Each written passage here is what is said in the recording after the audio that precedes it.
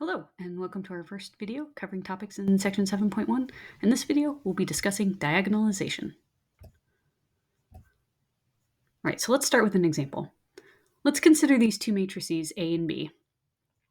Notice that A is a diagonal matrix with a bunch of zeros everywhere, and B is, just like a normal matrix. And in this example, we're asked to find A to the fifth, B to the fifth, the rank of A, the rank of B, the determinant of A and the determinant of B, and also the bases of the kernels for A and B. And so the thing to notice is that we can immediately see basically all of these things for A. Like the rank of A, all right, it's 3. See that immediately. The determinant of A is 0, if you just calculated, by multiplying the diagonals. And then the kernel, you can, just by inspection, see that the kernel is the vector with the 0, 1, 0, 0. And maybe it takes a little bit extra thought to see what A to the fifth is. But if you, do one or two of these, you'll see very quickly, oh yeah, doing matrix multiplication for a diagonal matrix just means raising each of the diagonal entries to the power of the matrix. So that's nice and easy. Okay, so now let's do the same for B. No thank you, not without a computer. You've done a bunch of these already, you know how painful it can be. So the upshot is diagonal matrices are great. They're just really nice to work with. Things like the image, the kernel, the determinant, Graham-Schmidt, finding matrix powers, all of these things can be calculated immediately if you have a diagonal matrix. Another reason to like them is, all right, let's suppose we have these two matrices. Again, kind of normal random matrix, although not random, right? Because these are always all integers, but you get the point. And then a diagonal matrix. And now let's look at the associated systems of linear equations that these have. And if you notice on the left here, this system, if you're looking at the kind of web of dependencies of the outputs given the inputs, it's like, okay, each output depends on each individual input, and they're related in this way, and it's kind of a tangled web, as your book would say. Whereas you have a diagonal system, and there you go, straightforward. Each output depends on only one input, straightforward what the relationship is. And so this motivates us to look at an example. So let's consider projection onto the line spanned by 3, 4. Well, in the standard basis, you can calculate this or use the formula that your book gives you, but you get this matrix.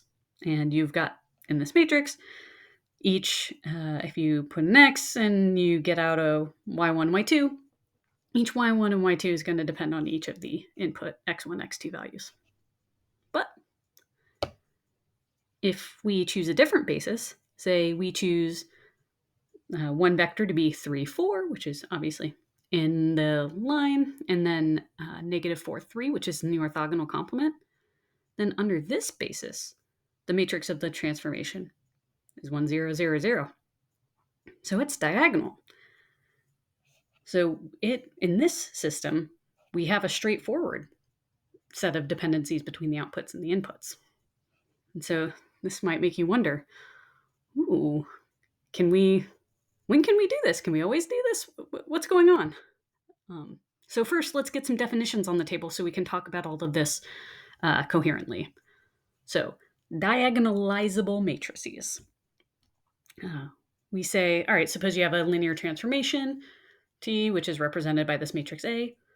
Then the matrix A, or sometimes people say the transformation, but often we're just talking about a matrix. So the matrix A is diagonalizable if there is some matrix B with respect to some basis where the matrix B is diagonal. So the idea is, okay, A is diagonalizable if you can pick a basis where the B matrix of that basis is diagonal. You may remember we talked about this stuff a little bit back in chapter 3 when we talked about similar matrices. And another way to kind of state this notion of being diagonalizable is that a matrix A is diagonalizable if A is similar to a diagonal matrix. Because if you remember, if you have two different bases, then the matrices given those bases are similar. And so that's just what this is saying, is that A is diagonalizable if it's similar to a diagonal matrix. And then finally, to, quote, diagonalize a square matrix A just means to find a matrix S and a diagonal matrix B such that A is similar to B. And I know that this, like, to diagonalize a square matrix, this sounds like something like I trademarked in the Dr. Hagen for Linear Algebra and for America Corporation. But no, I didn't come up with this. This is real. Other mathematicians will recognize this if you say it. Anyway, and so the point is that diagonalizable matrices, these are almost as good as the real thing. So yeah, let's say all of this again. A matrix is diagonalizable to a diagonal matrix, if and only if it's similar to a diagonal matrix. And so now, let's look at this example. We have some matrix A, I don't know, looks somewhat horrible. And you're asked, find A to the fifth, find the rank of A, the determinant of A, and the kernel of A. And Drake says, no, thank you. But what if I told you, but A is actually similar to this diagonal matrix, and you can get there by, this is your change of basis matrix. Now we are talking. So, all right, let's see how the diagonalizable matrix almost as good as the real thing. So calculating A to the fifth. All right, well, since A is just SBS inverse, do it a bunch of times. Notice that this S and this S inverse will, kind of cancel, become the identity matrix, and then get multiplied by B and go away. Again, these will go away, these will go away, these will go away, and you just end up with S B to the fifth, S to minus 1. And B to the fifth is easy to calculate. S is just there, and then S inverse, this might be a pain to calculate, but you only have to do it once. Calculate the inverse once. And so, if this was calculate A to the 50, then you'd much rather just calculate S inverse once than calculate A to the 50. So yeah, not so bad. And since A and B are similar, they're going to have the same rank and the same determinant. We've seen that before. So we just have to look at B. All right, rank is 2, determinant is 0, easy peasy. And then what about the kernel? Well, the kernel of B, again, you can just read it off. It's going to be 0, 1, 0. And then what about the kernel of A? Well, 0, 1, 0 isn't the kernel of A, but it's close. You just have to do the change of basis matrix to get what the kernel vector would be in for A. And so, yeah, that seems a lot easier than having to go through and, reduce row echelon form and then solve the system to find the kernel. So, okay, we've seen being diagonal is amazing, being diagonalizable almost as amazing. Now we gotta say, okay, well, when can we do this? When can we diagonalize a matrix? Well, okay, so matrix is diagonal when it's similar to a diagonal matrix, and a matrix is similar to a diagonal matrix if we can find some vectors, v1 to vn, such that the matrix applied to that vector just gives you some scalar multiple of that vector for each vector in the basis. And these lambdas are scalars, and having lambda be the scalar becomes totally just the standard when you're talking about this stuff. But anyway, the idea is, okay, if you have this, then, all right, if your basis is then v1, v2 to vn, then yeah, your matrix with respect to that basis is just going to have these scalars on the diagonal. And this is if and only if. And then this will be your change of basis matrix S. So, okay. Really, you should say, all right, well, then how do we find such a basis and generate the B and the S? Well, okay, first we're going to introduce some terminology. And actually, the algorithms for finding this is going to be the subject of another video. But okay, some more definitions. Eigenvectors, eigenvalues, and eigenbases.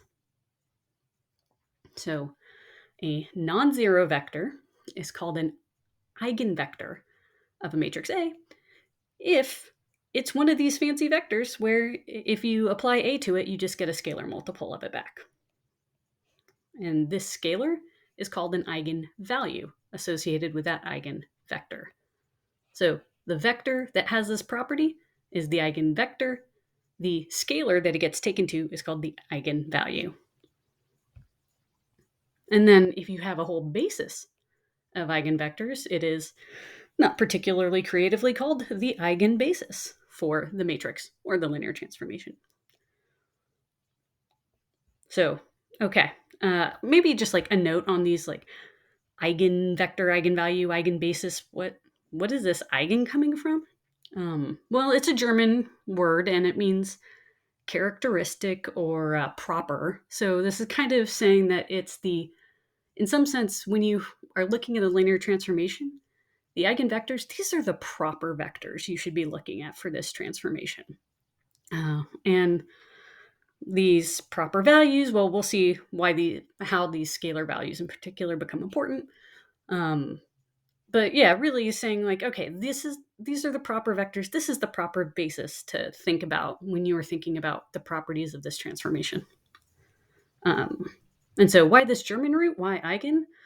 I was thinking like, I don't know, maybe like Weierstrass or somebody like that was the first to discover this. And then I went and looked on Wikipedia and it was like, oh, let's see, Lagrange was important and Cauchy and Laplace and Fourier. And those dudes are all 100% beret-wearing, snail-eating, cheese-loving Frenchmen. And they called these things characteristic values or characteristic vectors, or because they're French, caractéristique is what they would say. But anyway, turns out Weierstrass did come along a little later, so maybe we have him to thank for saying eigen instead of characteristic, which I guess takes a little less time to say. But anyway, that was a long way of saying I don't really know why we ended up adopting eigen instead of characteristic, although some books definitely do. I think some books do say characteristic, like characteristic vectors and stuff. Well, that was a waste of time. Anyhow, okay, back to linear algebra. Algebraically, an eigenvector is just one that is mapped to a multiple of itself. And geometrically, that just means that the eigenvector is mapped to a parallel vector to itself. So for example, if your eigenvector is 2, this means what your mapping does is it scales your vector by 2. So it stays in this line, so it stays parallel to itself. Eigenvalue of 1 tells you your eigenvectors just maps to itself. -1, okay, it still stays on this line. And then an eigenvalue of 0 just means actually your eigenvector is taken to the 0 vector. But in any of these cases, you remain parallel and on the same line that your vector was originally on. And that, becomes important as we'll see later. So, okay, to summarize. A matrix is diagonalizable if and only if there exists an eigenbasis for A. And this is just like a short way of saying the things this is like the 5th time we've said it, but now it's just with the word eigenbasis. So, okay, these vectors v1 and vn, that's an eigenbasis for A, where, all right, by definition, AV1 equals lambda 1 v1 all the way up to AVN equals lambda n vn. If that's true, then the matrices S and B, where S is just the columns of S are just the vectors in your eigenbasis in, I guess, standard notation. And then B is the diagonal matrix where the eigenvalues are on the diagonal. Then these matrices will diagonalize A. And furthermore, this goes the other way. If you have two matrices S and B that diagonalize, so you've got some diagonal matrix and then some other matrix S, then such that A is similar to B, then the column vectors of S will be an eigenbasis for A. And then, okay, the diagonal entries of B will be the associated eigenvalues. Okay, so that's kind of like a mouthful, but yeah, hopefully that makes sense. All right, let's deal with some examples. So we've already seen orthogonal projection. We've already seen that that's diagonalizable. Like in general, if you have, say, V1 to VK be a basis for the image of orthogonal projection, and then VK plus 1 to Vn be a basis for the orthogonal complement of the image, then, okay, the B matrix for orthogonal projection is going to have ones for up to the kth vector or kth row and column, and then zeros for the rest, because orthogonal projection, if you're in the image, you don't move, and if you are in the orthogonal complement, you get sent to 0. And then these vectors, v1 to vn, are going to be the eigenbasis for your orthogonal projection. Reflection, also diagonalizable. In fact, you have the same basis, the image basis of the image basis of the orthogonal complement, but now the orthogonal complement, instead of getting sent to 0, gets sent to its opposite, so it gets sent to negative of itself. It's also diagonalizable. All right, let's look at a non-example, because sadly they exist. Rotation through 90 degrees. This is not diagonalizable. If you think from a geometric point of view, matrix is diagonalizable if there is some set of vectors that can form a basis that get taken to a multiple of themselves. And rotating by 90 degrees is not going to do that in R2. Rotation by 90 degrees just means you're taken to your something orthogonal to your original vector. So certainly not parallel. So not everything actually can be diagonalized, which is a bit of a bummer. At least, not with real numbers. Anyhow, all right, some more examples. What are the possible eigenvalues for an orthogonal transformation? Well, all right, let's remember if A is an orthogonal transformation, then the length of the transform vector is just the same as the vector itself for every vector. All right, and so if your vector is an eigenvector, then that means that A of the vector equals lambda times that vector for some scalar lambda. And so putting all these two ideas together, so your vector length is the same as the length of its transformed, of what A takes it to. But then A takes it to a scalar multiple of itself. And if you pull out the absolute value of that scalar multiple, then this is telling us that, all right, this scalar multiple has to just be plus or minus 1. And so that's what this theorem says. It says the possible real eigenvalues of an orthogonal matrix are just plus and minus 1. All right, more examples. For which n by n matrices A is 0 an eigenvalue?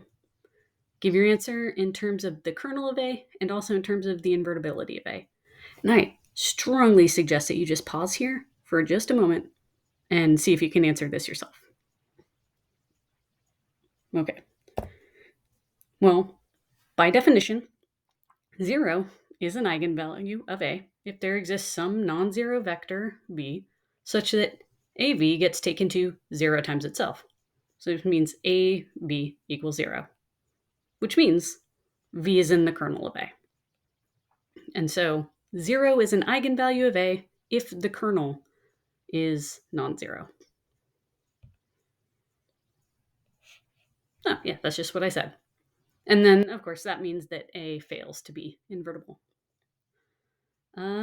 Okay, so this is an introduction to some important material, and we'll cover this a lot more in later videos.